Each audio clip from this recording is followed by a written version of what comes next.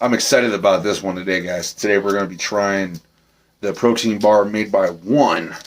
Now this one is maple glazed donut. What? Sounds pretty good. Sounds good. But you know how these damn protein bars can be.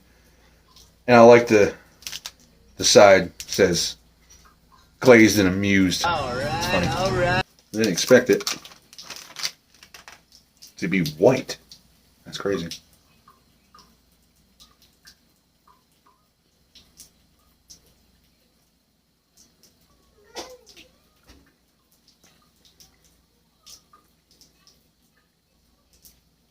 Yeah, it tastes like a glazed donut out of a box.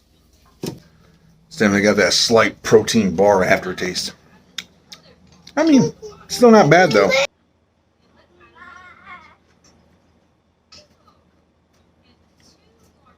It's not bad. It's not bad at all. Definitely could taste better. Definitely could taste worse. The next one is Quest protein bar, chocolate chip cookie dough. So stay tuned. Like, subscribe, comment, and see if there's a protein bar out there you think I should try.